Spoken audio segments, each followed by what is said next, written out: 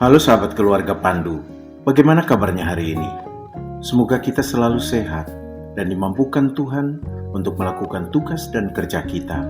Selamat bertemu kembali di channel Keluarga Pandu dalam program Studi Alkitab.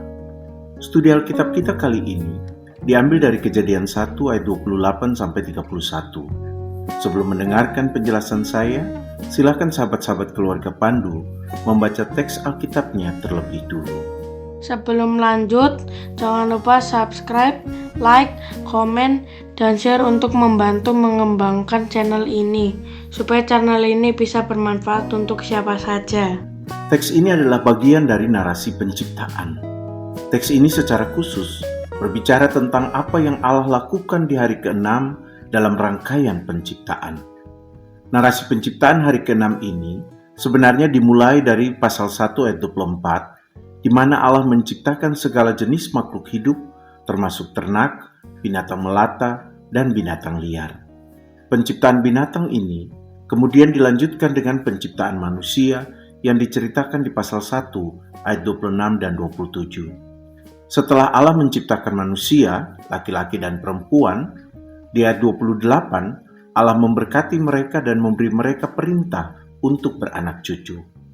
Kata memberkati diterjemahkan dari barak, yang memang berarti memberkati.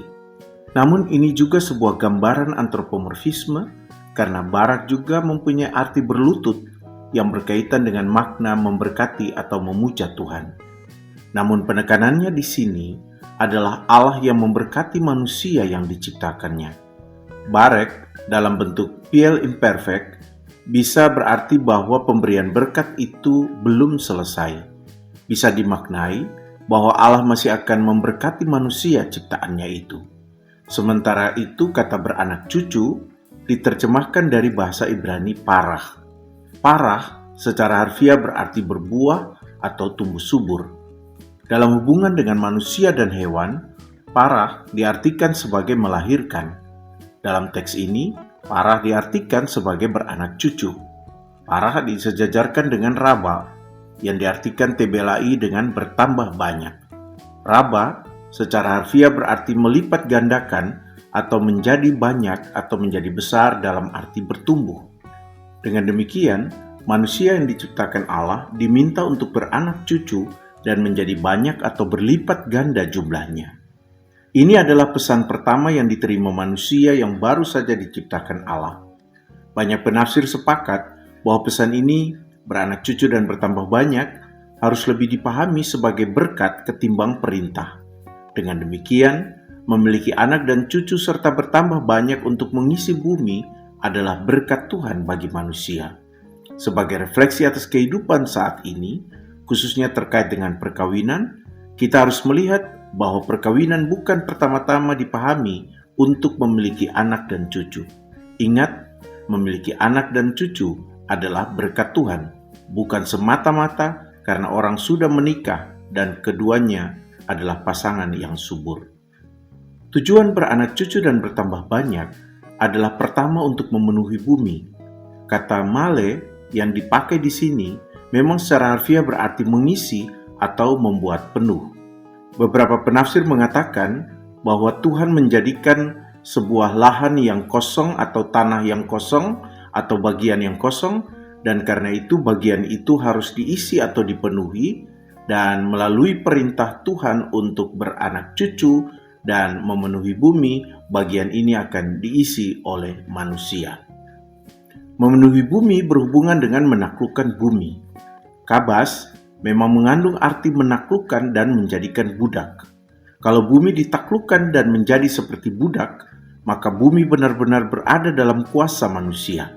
Mungkin pemaknaan berlebihan atau harafiah terhadap kabas ini yang menyebabkan manusia bersikap semena-mena kepada bumi karena bumi dianggap sebagai budak manusia atau seperti budak manusia.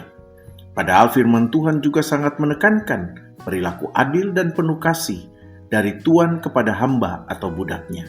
Itu artinya, bumi pun harus diperlakukan dengan adil dan penuh kasih. Setelah diminta untuk memenuhi dan menaklukkan bumi, manusia yang baru diciptakan Allah itu Diminta untuk berkuasa atas ikan-ikan di laut, burung-burung di udara, dan atas segala binatang melata di bumi. Beberapa penafsir mengatakan bahwa berkuasa atas binatang-binatang ini adalah perintah lebih rinci dari menaklukkan bumi. Tidak mungkin manusia itu dan keturunannya menaklukkan bumi, tetapi tidak memiliki kuasa atas apa yang ada di bumi. Kata berkuasa diterjemahkan dari radah, yang berarti memiliki kekuasaan atau memerintah atau mendominasi. Jadi maksudnya di sini adalah manusia yang harus memerintah binatang-binatang ini atau memiliki kuasa atas mereka. Atau dengan kata lain, manusia tidak boleh kalah terhadap binatang-binatang ini. Ada penafsir yang mengartikan pemberian kuasa ini sebagai perwujudan dari manusia yang diciptakan serupa dan segambar dengan Allah. Ada juga yang mengartikannya sebagai memosisikan manusia sebagai wakil Tuhan di bumi. Dengan demikian, kuasa atas binatang-binatang ini harus dipahami juga sebagai berkat atau pemberian dari Tuhan. Untuk itu, manusia tidak boleh bersikap takabur dengan sewenang-wenang terhadap binatang itu. Kuasa ini juga nanti dikonkretkan atau dibuktikan lagi dalam narasi manusia memakan buah pohon pengetahuan baik dan jahat. Dalam narasi tersebut, manusia, khususnya perempuan yang tadinya tunduk pada perkataan ular, pada akhirnya dikatakan bahwa keturunan mereka akan meremukan kepala ular.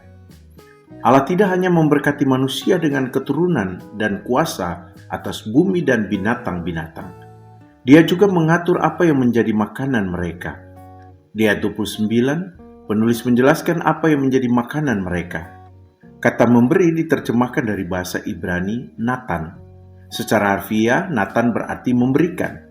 Maknanya di sini menekankan anugerah dari Tuhan sebagai wujud kasih karunia Tuhan bagi manusia.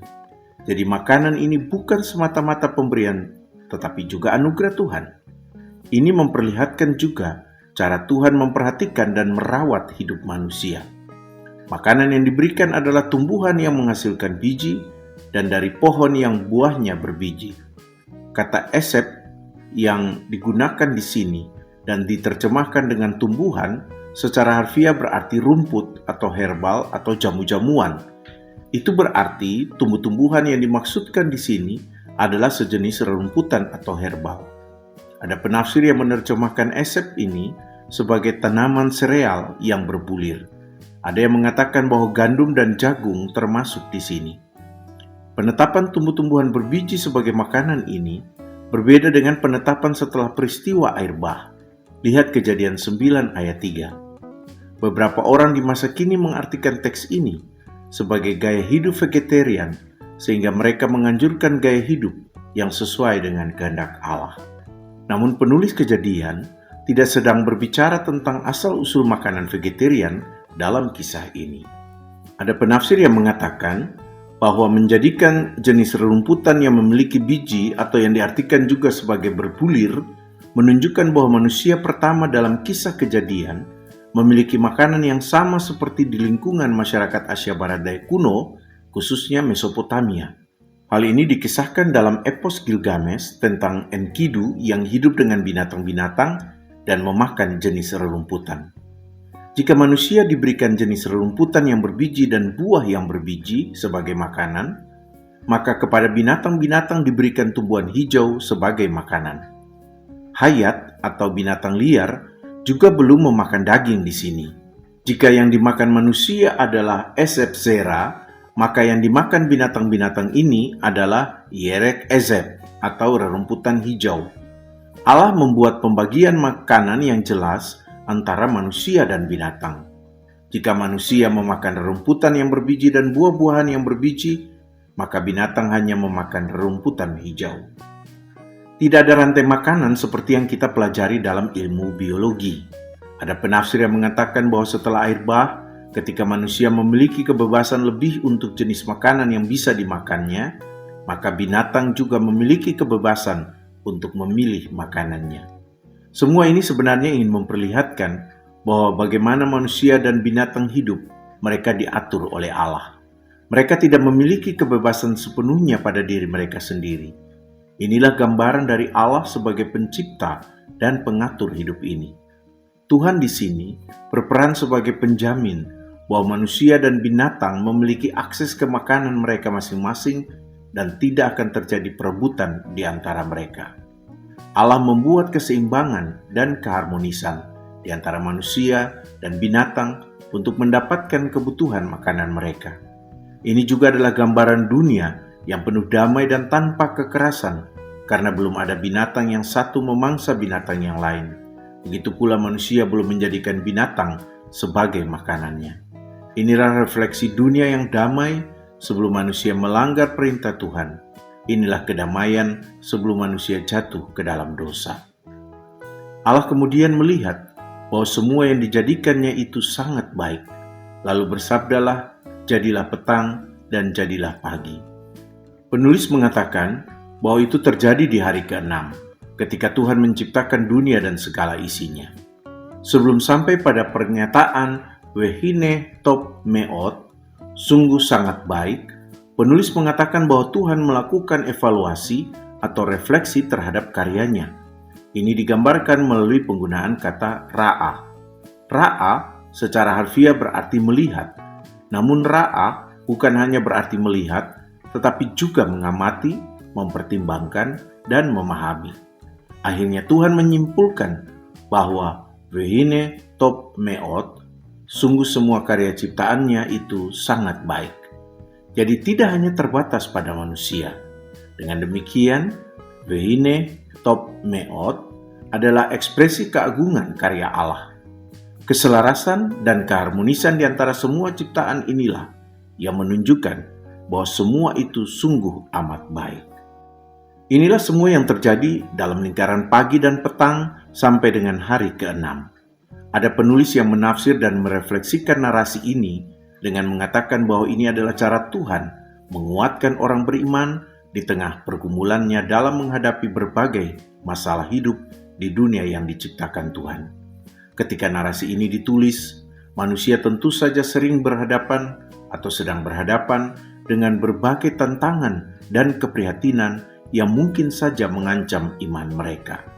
Namun narasi ini ditulis untuk menguatkan orang percaya bahwa Allah itu Maha Kuasa, dan karena itu segala sesuatu ada dalam kuasanya. Dengan tetap mengarahkan imannya kepada Allah Sang Pencipta, manusia diingatkan bahwa keharmonisan dan kedamaian dalam hidup ini hanya bisa dihasilkan jika manusia melibatkan Tuhan. Demikian studi Alkitab kita kali ini. Teruslah belajar dan mendalami firman Tuhan. Kiranya Roh Kudus memampukan kita untuk melakukan firman Tuhan ini di dalam hidup kita. Jangan lupa mendoakan dan terus mendukung program studi Alkitab ini. Silakan studi Alkitab ini dibagikan kepada siapa saja yang mau belajar tentang firman Tuhan, agar firman Tuhan semakin tersebar dan studi Alkitab ini juga bisa menjadi berkat bagi lebih banyak orang yang mau mengenal dan belajar firman Tuhan. Tuhan Yesus memberkati kita.